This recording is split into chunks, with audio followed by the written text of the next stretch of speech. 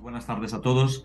Mi nombre es Marcos García Aguado, soy cardiólogo del Hospital Universitario Puerta de Hierro de Majadahonda, donde actúo como cardiólogo clínico y llevo la coordinación del programa transversal de cardiogeriatría en la parte cardiológica y coordinador del programa transversal de continuidad asistencial en patologías cardíacas.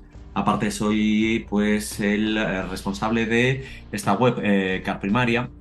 Y bueno, saludaros a todos, muchas gracias por estar ahí y comentaros que yo os voy a hablar de la estrategia actual del manejo farmacológico ambulatorio del paciente con insuficiencia cardíaca. Es la cuarta o el cuarto directo que hemos hecho en relación con la insuficiencia cardíaca, 4 directos, el primero de ellos con mi compañero el doctor Alberto Esteban, que trató del papel de los ISGLT2, el segundo lugar con mi compañera la doctora Marta Cobo, que habló del manejo de la congestión y de los diuréticos. En tercer lugar, mi compañero el doctor Pablo Díez, que habló de la insuficiencia cardíaca aguda como una oportunidad para optimizar el tratamiento para mejorar el pronóstico de los pacientes con insuficiencia cardíaca.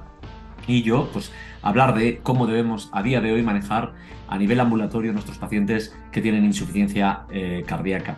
Y es que es muy importante recordar que en cardiología existen patologías que son realmente prevalentes y patologías que son crónicas: insuficiencia cardíaca, cardiopatía isquémica, fibrilación auricular. Y en el caso de la insuficiencia cardíaca, además, estamos hablando de una patología con importante mortalidad. Según series, hasta el 70% de nuestros pacientes, o más del 70% de nuestros pacientes que diagnosticamos de insuficiencia cardíaca hoy habrán fallecido en unos 10 años aproximadamente. Como recordatorio, el Instituto Nacional de Estadística de España publicó a finales del año pasado los datos correspondientes a un año completo, el último año completo del que tenemos datos, que es el 2021, en donde se nos dijo que la primera causa de muerte de los españoles por grupos de enfermedades son las enfermedades del sistema circulatorio. Pero por enfermedades individuales, la primera causa ha vuelto a ser por segundo año consecutivo las muertes por virus COVID-19 identificado, que han desplazado por segundo año consecutivo la cardiopatía isquémica a segundo puesto. Si os fijáis, la insuficiencia cardíaca es la quinta causa de muerte de los españoles en este año 2021. Y de hecho, en el caso de los varones ocuparían el sexto puesto y en el caso de las mujeres el cuarto puesto. Es decir, que la insuficiencia cardíaca es una causa que mata bastante gente y es una patología con mal pronóstico y, como podéis ver, es una patología importante dentro de las del ranking que generan más muertes en España.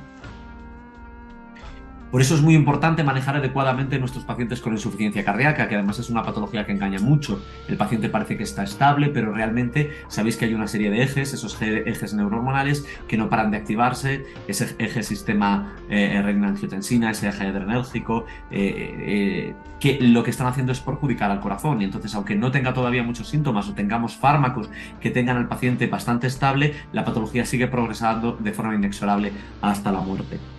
Por eso tenemos que manejar los nuevos conceptos que han aparecido en los últimos meses relacionados con el manejo ambulatorio de la insuficiencia cardíaca y que en parte han sido recogidos por 2 documentos muy importantes en los que nos vamos a basar fundamentalmente para lo que tratamos en la presentación de hoy. Uno, las guías de la Sociedad Europea de Cardiología, que fueron publicadas en el año 2021 sobre insuficiencia cardíaca, y otro, más recientes, las guías del año 2022 de insuficiencia cardíaca americanas. Uno de los conceptos importantes es el concepto temporal. El concepto temporal es hablar de que la insuficiencia cardíaca es un continuo, tal y como dicen las guías americanas.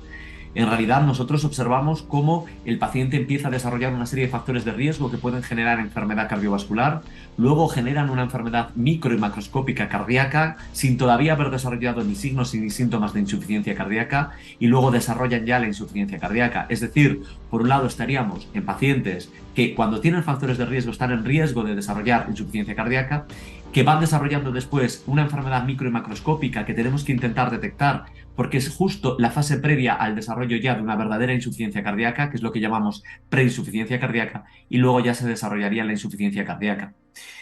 Evidentemente, el estadio que llamábamos antes A, que ahora se llama en riesgo de insuficiencia cardíaca, y el estadio que llamábamos antes B, que ahora se llama preinsuficiencia cardíaca, son los que están en el ámbito de la prevención primaria. Aún no hay signos y síntomas de insuficiencia cardíaca, pero son pacientes con muchas posibilidades de desarrollarlo. En cambio, cuando ya el paciente desarrolla la insuficiencia cardíaca, ya no hay marcha atrás y evidentemente el paciente evoluciona inexorablemente hacia una insuficiencia cardíaca avanzada y el fallecimiento. Por lo tanto, lo más rentable es actuar justo en la prevención primaria, intentando detectar esos factores de riesgo que nos definen al paciente en riesgo de insuficiencia cardíaca y, por otra parte, intentar detectar cuando ya existe un daño subclínico micro y macro o estructural que hace que el paciente esté muy cerquita ya del desarrollo de esa inexorable enfermedad que es la insuficiencia cardíaca. El documento americano nos dice que dentro del concepto en riesgo de insuficiencia cardíaca no solo están los pacientes que tienen factores de riesgo como la hipertensión arterial o la diabetes mellitus, sino también aquellos pacientes que tienen una cardiopatía familiar, es decir, heredable, llamada estructural, como puede ser la miocardiopatía hipertrófica o como puede ser la miocardiopatía dilatada. Y también están aquellos pacientes que están expuestos a fármacos para tratamientos oncológicos que tienen descritas riesgos de cardiotoxicidad. Todos esos pacientes se llamarían en riesgo de insuficiencia cardíaca. Y luego, dentro de los pacientes con preinsuficiencia cardíaca, están aquellos en los que nosotros describimos la existencia de un daño estructural por medio de técnicas de imagen, como una dilatación del ventrículo izquierdo o una hipertrofia significativa ventricular izquierda, aquellos en los que nosotros por técnicas de imagen o técnicas invasivas detectamos un incremento de las presiones del ventrículo izquierdo de forma significativa, o bien aquellos pacientes en los que detectamos un daño probablemente ya a nivel microestructural por medio de la detección de incrementos significativos y persistentes de biomarcadores, fundamentalmente las troponinas y fundamentalmente esos péptidos natriuréticos. Este tipo de pacientes tienen un daño subclínico y es una preinsuficiencia cardíaca porque todavía no tienen signos y síntomas. Cuando ya tengan signos y síntomas de insuficiencia cardíaca, ya entraríamos en la enfermedad y ya inexorablemente la evolución es hacia la muerte. Es fundamental en todas las estrategias trabajar en equipo y tener en cuenta el papel fundamental de la especialidad de medicina de familia y comunitaria. Es muy importante la atención primaria, porque sin ella no se puede llevar a cabo una eficaz prevención primaria, que es rentable. Sin ella no podemos detectar los factores de riesgo que llevan a cabo el desarrollo de enfermedades micro y macroscópicas, y sin ellos no podríamos llevar a cabo una correcta detección de los estadios preinsuficiencia cardíaca con esos daños micro y macroestructurales que son la antesala ya para el desarrollo de la insuficiencia cardíaca. Lo interesante es evitar, insisto, el desarrollo de la insuficiencia cardíaca. Y eso nos lo dicen con recomendaciones estas guías, y que nos dicen, por ejemplo, que en los pacientes con diabetes mellitus, que es una de esas enfermedades que pueden desarrollar insuficiencia cardíaca, debemos llevar a cabo también el análisis de esos biomarcadores, el análisis de esos péptidos natriuréticos, y si estos se encuentran elevados, estaríamos en un daño subclínico y ya no estaríamos en riesgo de IC, es decir, un paciente con diabetes está en riesgo de IC. Si ese paciente con diabetes vemos que tiene los NT-proBNP, los biomarcadores elevados, ese paciente ya está en pre-IC, es decir, cerca del desarrollo de la enfermedad. Y ahí se recomendaría la utilización de los ISGLT2 según las guías para evitar el desarrollo de insuficiencia cardíaca. Indudablemente, aquí los ISGLT2 se recomiendan porque el paciente no ha desarrollado insuficiencia cardíaca para prevenir IC, y se recomienda para evitar el desarrollo de IC, pero solo en el ámbito del paciente diabético. Aquí no podemos hablar de su uso en pacientes no diabéticos. Y aquí estamos hablando de 3 moléculas, la cana, la DAPA y la empagliflozina. También tenemos un documento, no solo los documentos que he comentado de las guías europeas y americanas, especial interés las guías americanas porque son las que desarrollan mucho este tema de la prevención primaria, pero tenemos documentos como el documento europeo de consenso, que también se publicó en el año 2022 y que nos dice que en los pacientes con diabetes se produce la evolución que os comentaba. Tendríamos un paciente en riesgo de desarrollar insuficiencia cardíaca solo por el hecho de tener diabetes. Pero si además detectamos alteraciones micromacroscópicas con una ecografía o con un incremento de biomarcadores, pero todavía no hay signos y síntomas de insuficiencia cardíaca, estaríamos en preinsuficiencia cardíaca. Y ahí hay que actuar con mayor contundencia, aún si cabe, para evitar el desarrollo de la insuficiencia cardíaca. De hecho, la ADA ha publicado también un documento de consenso en el año 2022, a finales, en el que nos dice que deberíamos en los pacientes con diabetes llevar a cabo un análisis de biomarcadores anualmente. Y si estos biomarcadores se encuentran elevados y ahí establecen un corte para el NT-proBNP por encima de 125, ojo, porque el NT-proBNP siempre hay que corregir ese valor de corte al alza si el paciente es anciano, es un paciente mayor, en donde el valor al alza se tendría que corregir con un incremento del 20%, y también tendríamos que corregirlo al alza en el caso de los pacientes que tienen fibrilación auricular. Y en cambio habría que corregirlo a la baja en los pacientes con obesidad. Pero bueno, estableciendo ahí el corte, consideran que los pacientes que de forma persistente tienen esos valores de NT-proBNP, que son diabéticos y que no tienen ni signos ni síntomas de insuficiencia cardíaca, ya estarían no en riesgo, dice, sino en estadio pre-insuficiencia cardíaca. Y esos pacientes son pacientes a los que ya ellos recomiendan, como se ve ahí en el lado de tratamiento farmacológico, la utilización de los ISGLT2. Y no solo se habla de la prevención primaria en los pacientes generales con alteraciones micromacroscópicas y en los pacientes diabéticos de forma más concreta, sino también en los pacientes oncológicos.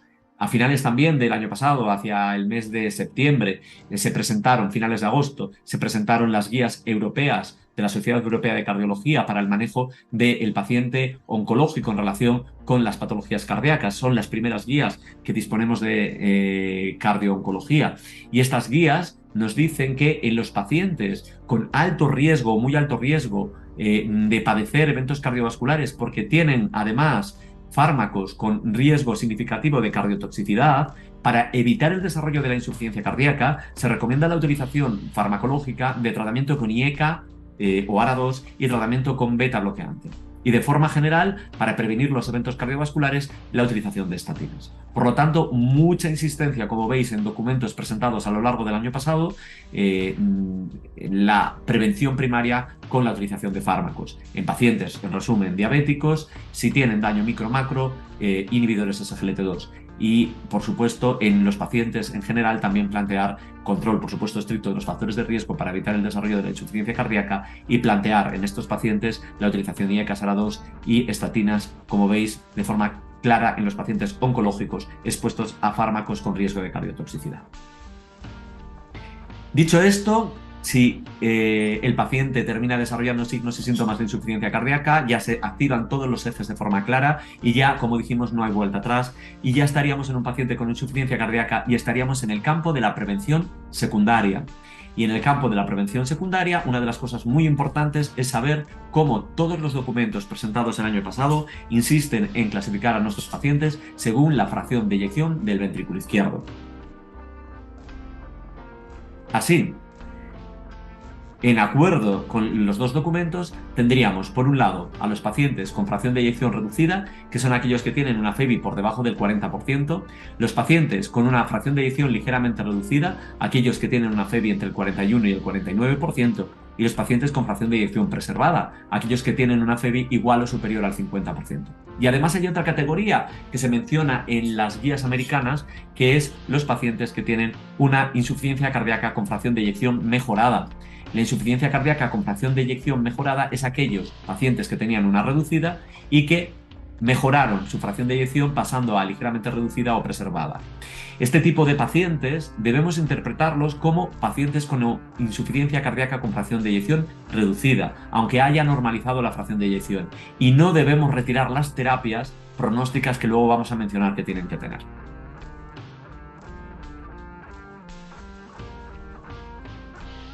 Para simplificar las cosas, como el tratamiento farmacológico es igual para la insuficiencia cardíaca reducida, aquella con la FEBI por debajo del 40%, que para la ligeramente reducida, aquella con la FEBI entre el 41 y el 49%, pues lo que hacemos es hablar de las dos a partir de ahora como FEBI reducida.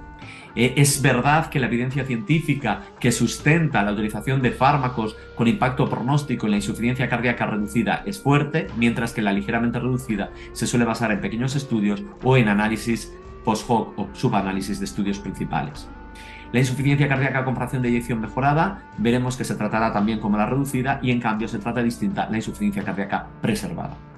¿Y cuál es el tratamiento farmacológico pronóstico? Es decir, los fármacos que tienen que tener mis pacientes sí o sí, porque son fundamentales para mejorar la supervivencia. Porque recordar que los pacientes fallecen más del 70% en 10 años. Y eso con datos de series bastante actuales.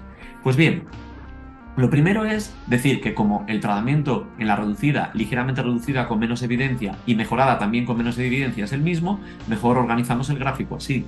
Y decimos que el corte está en ese 50%.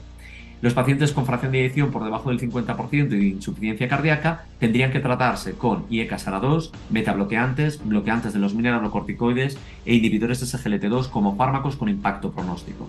Pero los documentos presentados a lo largo del 2022 han recogido los datos de un nuevo fármaco, ya no tan nuevo porque ya lleva unos años, que es el sacubitril/valsartán. Es un fármaco dual que por un lado bloquea el sistema renina-angiotensina porque incluye un ARA2, que es el valsartán, y por otro lado lo que hace es potenciar los péptidos natriuréticos, cuyo efecto a nivel cardíaco es beneficioso.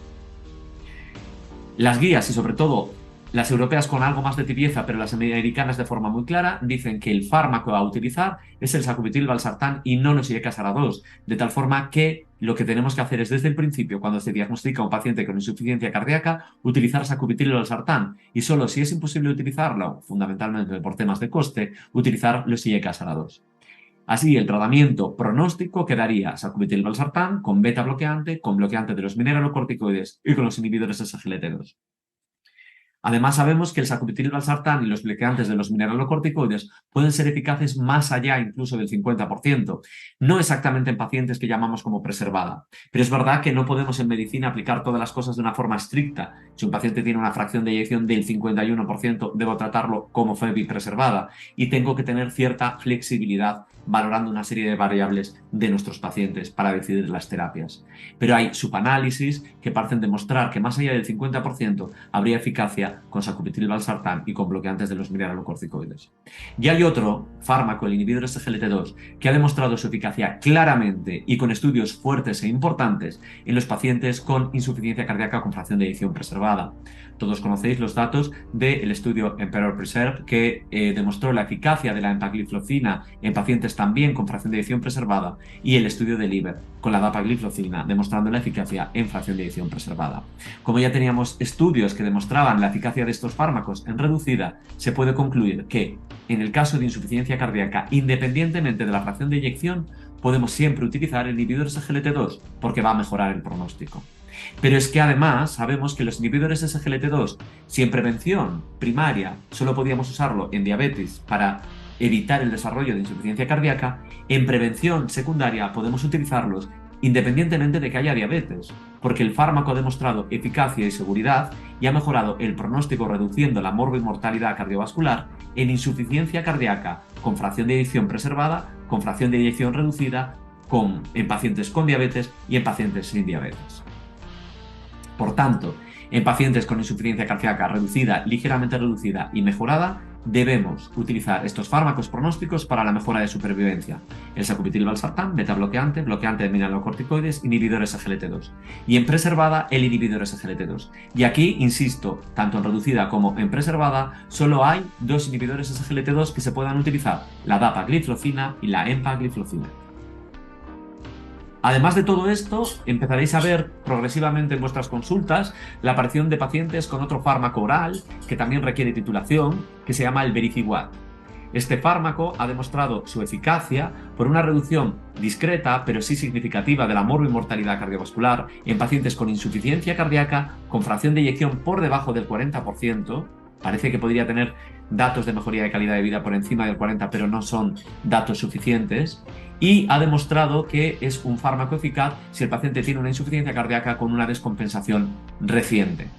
Se indica este fármaco cuando un paciente con insuficiencia cardíaca, con fracción de eyección por debajo del 40%, a pesar de tener el tratamiento a dosis máximas toleradas de los 4 fármacos pronósticos, necesitan, porque han tenido una descompensación reciente de su insuficiencia cardíaca, otro fármaco más. Y ahí se utilizaría el Vericiguat, que, como digo, se utiliza de forma oral. Para que sepáis sobre todo este fármaco, si os llegan pacientes con Vericiguat, no pueden utilizar inhibidores de la fosfodiesterasa, no se les puede dar Viagra y similar, estaría contraindicado. Y por otra parte, en este tipo de pacientes hay que tener mucho cuidado con la tensión. El Vericiguat puede producir hipotensiones y no se debe dar si la tensión arterial está por debajo de 100. Si vuestro paciente veis que está con Vericiguat y sus tensiones arteriales caen por debajo de 100, habría que bajarlo a la dosis previa o retirarlo en el caso de que estuviera con la dosis mínima. Y además existen otros fármacos que son los diuréticos del ASA que tenemos que utilizar para los pacientes que están en estado congestivo. Solo los usamos para la congestión. Fundamentalmente se utiliza la furosemida y la torasemida y no tenemos datos para decir si uno es mejor o peor, porque hay, como ya se habló en la presentación de insuficiencia cardíaca y congestión, hay un estudio, el Transfor-HF, que dijo que torasemida y furosemida eran iguales, pero esto era en el ámbito de un paciente descompensado y no tenemos datos a largo plazo. Es cierto que los datos con torasemida en pequeños estudios y a nivel de hipótesis indican que por su mejor biodisponibilidad, por su mejor comportamiento en insuficiencia renal, que se asocia mucho a la insuficiencia cardíaca, y también porque tienen efectos antifibróticos, quizás sean mejores a medio o largo plazo, pero no tenemos evidencia científica suficiente para poder hablar de su eficacia mejor o no que la furosemida a medio o largo plazo. Así que lo único es saber que podéis utilizar diuréticos del ASA, pero que los diuréticos del ASA los usamos solo si el paciente está en un estado de congestión. Tenemos que hacer lo posible para que el paciente no esté congestivo. Y si el paciente no está congestivo, bajar la dosis de los diuréticos del ASA y, si es posible, retirarlos. ¿Por qué? Porque los diuréticos del ASA tienen un efecto deleterio a nivel del corazón. Activan más los ejes negativos neurohormonales. Una forma de intentar bajar los diuréticos del ASA es combinarlos con los inhibidores SGLT2. Los inhibidores SGLT2 son diuréticos suaves. Son diuréticos que tienen un efecto natriurético independientemente de la glucemia y del filtrado renal. Y son capaces de potenciar el efecto de los diuréticos del ASA, capaces de ayudarnos a bajar la dosis de los diuréticos del ASA, y además, como efecto diurético, los inhibidores SGLT2 no activan los ejes neurohormonales, que son los que tenían ese efecto negativo o deleterio en el corazón. Los inhibidores SGLT2, y bueno, también se publicaron varios artículos a lo largo del año 2022, tienen, parece ser, efectos más allá que el efecto hemodinámico diurético. Saber que el efecto diurético es por un efecto glucosúrico que evidentemente depende de la glucemia y que será mayor en pacientes diabéticos, pero también a un efecto natriurético independientemente de la glucemia. Si yo quiero aprovechar como fármaco antidiabético el inhibidor SGLT2, lo haré, pero teniendo en cuenta la función renal, porque cuanta menos función renal, menos glucosuria y menos efecto hipoglucemiante. Pero si yo lo quiero utilizar como lo estoy utilizando en insuficiencia cardíaca, donde me da igual la glucemia y me da igual que tenga o no diabetes, lo estoy aprovechando sus efectos hemodinámicos por sus efectos natriuréticos, y estos son independientes del filtrado renal. Por eso los inhibidores SGLT2 se pueden utilizar con filtrados de hasta 20. Y además ya sabéis que el inhibidor SGLT2 ha demostrado, tanto la EMPA como la DAPA, efectos beneficiosos a la hora de la protección renal. Pero que sepáis que parece ser que tenemos más efectos beneficiosos, como se ven aquí en la pantalla, desde la mejora de la eficiencia energética del miocito, efecto lipolítico, desde la reducción de la absorción de glucosa, la mejora del hematocrito, el incremento de los niveles de eritropoyetina, que podrían justificar parte de los beneficios que parecen tener estos fármacos que se han demostrado de reducir la morbimortalidad en toda la esfera de insuficiencia cardíaca. Una vez que ya conocemos los fármacos, vamos a centrarnos en esa insuficiencia cardíaca con fracción de eyección reducida, puesto que la preservada no tiene duda. Insuficiencia cardíaca con fracción de eyección preservada deben tener uno de estos dos inhibidores SGLT2, EMPA y DAPA. Como no requiere titulación, le damos el fármaco, y son fármacos muy tolerados, con muy pocas complicaciones. Pero en los pacientes con insuficiencia cardíaca reducida, ligeramente reducida, pero con menos evidencia en este caso, y los pacientes con insuficiencia cardíaca mejorada, debemos tener fármacos, los 4 fármacos con impacto pronóstico. ¿En qué orden? Antes se seguía el orden según iban apareciendo los estudios de investigación que demostraban sus beneficios. Empezaron los IECASARA2, luego se añadió el beta-bloqueante a los IECASARA2, luego estudios con los bloqueantes de mineralocorticoides a los previos, luego el sacubitril/valsartán sustituyendo el IECARA2 y luego el ISGLT2. Como ya sabemos, ya se recomienda desde el principio la utilización de los sacubitril/valsartán en vez del IECARA2, por lo que cambiaría el algoritmo, pero es que ya no hay un algoritmo recomendado en escalones, sino que ahora se recomienda todos los fármacos desde el principio, si es posible, ya a la vez. Empezando con dosis más bajas y aumentando la dosis, y siempre individualizando las características del paciente. Así lo recogen las guías en su algoritmo terapéutico en insuficiencia cardíaca europeas, que dicen que el primer paso es que tengan los 4 fármacos con impacto pronóstico. Y así lo dicen las guías americanas también, que el primer paso es que tengan todos los fármacos con impacto pronóstico. Sin olvidarnos, si el paciente está congestivo, de la utilización de diuréticos para descongestionarlo. ¿Y cómo podemos utilizar estos fármacos? ¿Por qué debemos utilizarlos a la vez? Aunque nos falta evidencia científica, cada vez se está estudiando más. Este estudio, del que veis estas gráficas aquí, es un estudio muy interesante porque es un estudio de estimación estadística que se basa en los estudios SOL, MERIT-HF, en el Paradigm-HF, en el DAPA-HF, en el énfasis-HF. Es un estudio que valora diferentes sistemas de titular.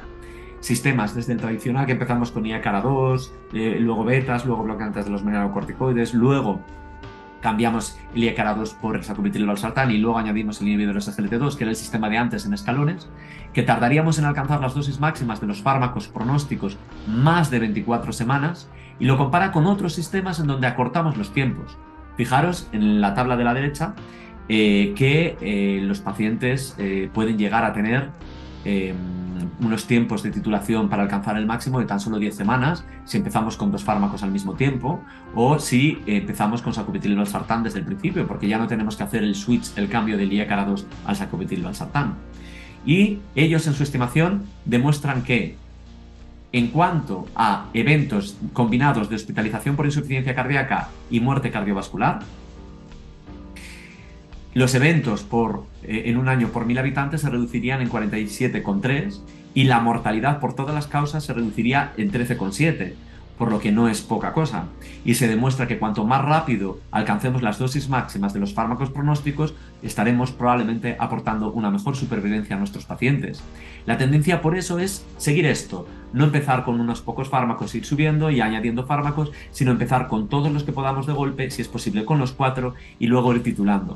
El registro de TDHF, liderado por nuestro compañero de cardiología, el doctor Alberto Esteban, nos dice que el 65% de los pacientes en este estudio de 32 centros españoles que participaron empezaron directamente con la cuádruple terapia en los pacientes con insuficiencia cardíaca, con los 4 fármacos a la vez, y que además se prefería la utilización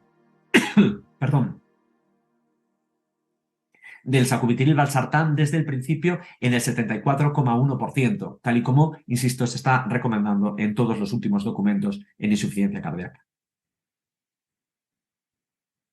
Pero hay que tener más cosas en cuenta. No solo hay que tener en cuenta los fármacos pronósticos y los fármacos para la congestión en el manejo ambulatorio de mi paciente con insuficiencia cardíaca y que tenemos que titular lo más rápidamente posible para mejorar la supervivencia, sino que hay que tener en cuenta las medidas higiénico-dietéticas.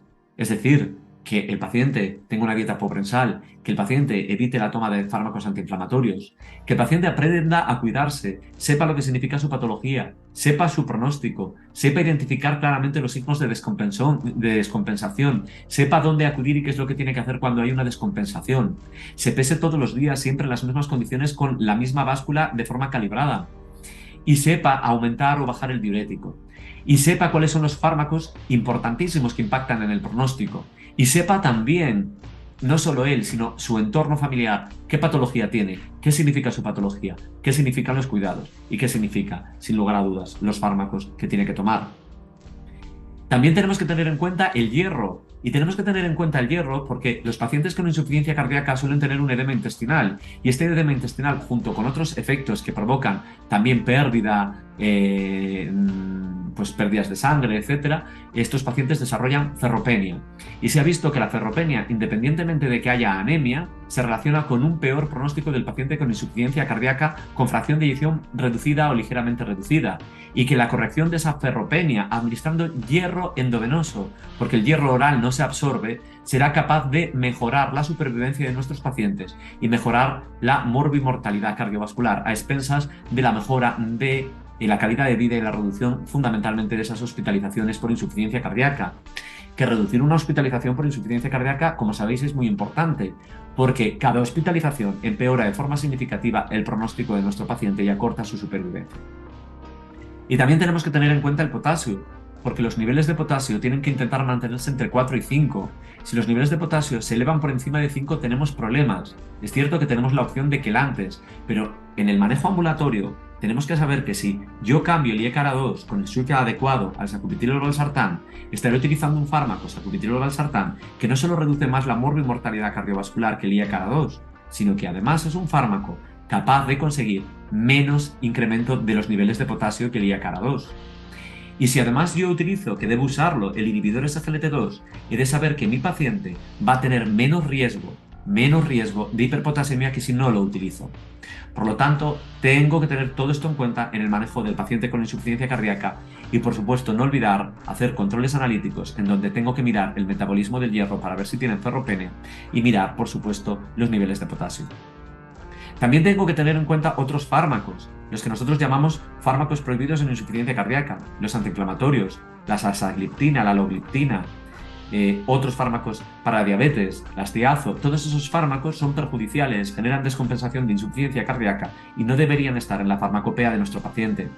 Tampoco dentro del ámbito cardiológico deberían estar la flecaimida, la dronedarona, disopiramida, sotalol y algunos fármacos antihipertensivos, sobre todo aquellos con efecto inotropo negativo. Y tenemos que preguntar a nuestro paciente si está tomando suplementos que no pasan por control médico, que no pasan por controles habitualmente rigurosos sanitarios, porque algunos de estos pueden tener un efecto negativo. Ahí en color rojo veis los que son claramente negativos, y es que dar complementos de vitaminas para el ámbito cardiovascular en pacientes sin deficiencia no aportan beneficio y, como podéis ver, podrían llegar a ser incluso perjudiciales, como el caso de la vitamina E y otras sustancias de herbolario como el espino blanco o los lirios del valle, que también producirían efectos nocivos y perjudiciales en el paciente con insuficiencia cardíaca. Debemos preguntarle si está tomando productos de herbolario y complejos vitamínicos, porque puede estar perjudicando la salud de nuestro paciente con insuficiencia cardíaca. Y documentos, como antes visteis en la diapositiva, voy a ver si puedo retroceder, la parte de abajo se ve Circulation, fueron publicados en relación con los suplementos prohibidos, recomendados y dudosos de nuestros pacientes o que pueden o no utilizarse en nuestros pacientes con insuficiencia cardíaca. Y como creo que vamos en tiempo, así es, vamos ya a finalizar con las conclusiones. Y las conclusiones son estas. En primer lugar, es muy importante saber que la insuficiencia cardíaca, por tanto, es un continuo. Empezamos con el riesgo por enfermedades, factores de riesgo que pueden hacer que haya daño cardíaco, luego con el daño cardíaco que hay que intentar detectar porque es subclínico, y luego ya irremediablemente, si surge la insuficiencia cardíaca, la evolución del paciente es hacia el fallecimiento. Por lo tanto, lo mejor es controlar de forma rigurosa los factores de riesgo, detectar el daño subclínico, por ejemplo, como dijimos en la diabetes, con la determinación anualmente del biomarcadores NT-proBNP, y, si es necesario, si están elevados, iniciar en esos pacientes diabéticos el inhibidor SGLT2 para prevenir el desarrollo de la insuficiencia cardíaca. Como siempre, prevenir es mejor que curar. Y recordar que la medicina de atención primaria es fundamental en la labor de prevención. En segundo lugar, es fundamental clasificar la insuficiencia cardíaca siempre según la fracción de eyección, porque esta nos va a determinar la estrategia terapéutica. Recordar que de forma simplificada, ligeramente reducida y también la que era reducida y normalizó, los que llamamos mejorada, se tratan igual, con los 4 fármacos fundamentales: sacubitril, valsartán, beta bloqueante, bloqueante de mineralocorticoides y los inhibidores SGLT2. Y que los pacientes con insuficiencia cardíaca con fracción de eyección preservada se tratan con inhibidores SGLT2. Esos fármacos que acabo de mencionar son fármacos con impacto pronóstico y deben estar sí o sí en nuestros pacientes con IC. Por otra parte, no debemos suprimir tratamientos con insuficiencia cardíaca si el paciente mejora su fracción de eyección, porque puede ocurrir que empeore nuevamente la fracción de eyección y empeore significativamente su pronóstico, porque deberían continuar con su terapia. Y es fundamental también que nuestros pacientes tengan lo más precozmente posible todos los fármacos con impacto pronóstico. Fácil en la preservada, voy directamente y le pongo EMPA o DAPA, ya está. En el caso de la fracción de eyección reducida, pues hablamos de 4 fármacos: EMPA-DAPA más sacubitril/valsartán más bloqueantes de mineralocorticoides más beta. Intentar ponerlos todos de golpe, veis que se puede hacer, el TIDI-HF nos lo ha demostrado, y ir titulándolos. Si en las consultas vemos pacientes que resulta que les falta algunos de estos grupos farmacológicos y están en condiciones de poder tomarlos, añadirlos e ir titulándolos de forma progresiva. Cuanto más rápido alcancemos las dosis máximas de los 4 fármacos, mejor será la supervivencia del paciente. Cuantos más tardemos, estaremos reduciendo la supervivencia, haremos que vivan peor y vivan menos nuestros pacientes. Sin olvidar que el paciente tiene que estar euvolémico, no puede estar congestivo. Para eso no nos queda más remedio que utilizar los diuréticos del ASA. Los diuréticos del ASA solo si está congestivo, si no, ir bajándolos, porque tienen un efecto nocivo en el corazón. No olvidar que hay otros fármacos que tienen un impacto negativo. Tenerlos en cuenta para retirárselos al paciente y sustituirlos por otros fármacos. Fármacos antidiabéticos perjudiciales para los pacientes con insuficiencia cardíaca se tienen que retirar. Y, por supuesto, vigilar esos suplementos que no pasan control y que puede tomar el paciente libremente yendo a herbolario, que los hay que perjudican al paciente con insuficiencia cardíaca. Potenciar el autocuidado y potenciar al cuidador. Y todo esto demuestra que la insuficiencia cardíaca requiere un trabajo en equipo. Un trabajo en equipo significa crear un grupo transversal. En el Hospital Puerta de Hierro de Majadahonda estamos orgullosos porque empezamos a crear un grupo transversal de todas las patologías crónicas para la continuidad asistencial y entre ellas la insuficiencia cardíaca allá por mayo del 2021, donde inauguramos y empezamos a trabajar conjuntamente. Somos en total 22 médicos y 2 enfermeras los que por el momento están implicados como referentes. A nivel del grupo de referentes somos suficientes, más que suficientes, y en el nivel de enfermería estamos empezando a crearlos.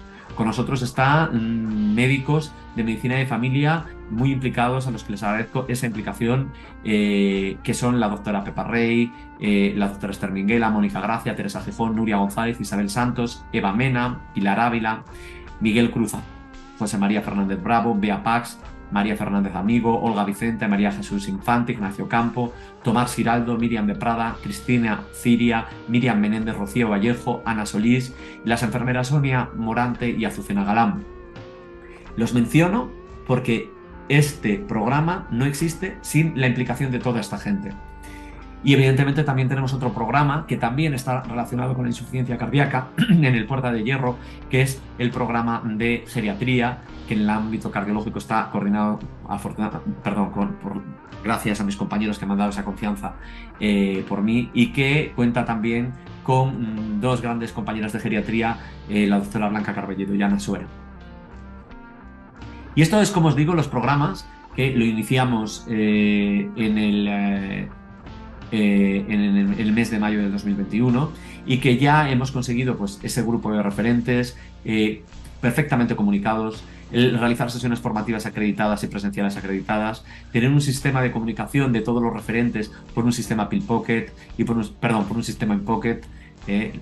Por otra parte, tener este blog formativo de CarPrimaria, que compartimos todo con toda la gente que quiera, porque es abierto para médicos y enfermeras, potenciando las e-consultas, con más de 2.500 e-consultas, que nos han permitido reducir incluso más de 3 meses la resolución completa de los problemas y conseguir in situ en los propios centros de atención primaria resolver problemas cardiológicos, crear rutas asistenciales, crear sistemas de derivación de consulta rápido para descompensados, y las rutas asistenciales que ya tenemos las de insuficiencia cardíaca y fueron presentadas a finales del año 2022, estamos pendientes de presentar, esperamos en unas semanas, en fórmula automatizada para facilitar su uso.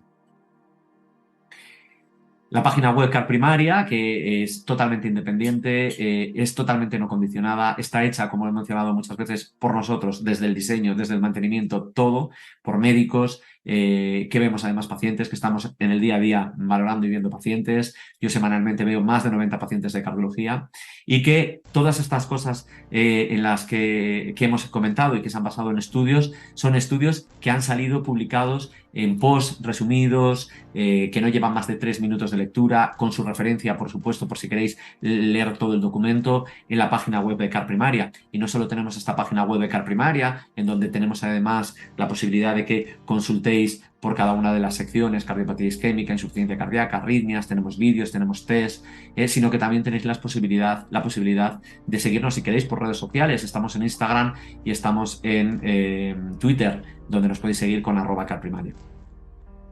Quiero agradecer además a Magdalena Rodríguez Deli, sin la cual no podría haber hecho esta web, porque Ella es una crack, como todos mis compañeros también he de decir de geriatría y de atención primaria, pero ella es una crack que me ayudó muchísimo a aprender a editar páginas web y a poder desarrollar esa página web. Le debo mucho, muchas gracias, Magda.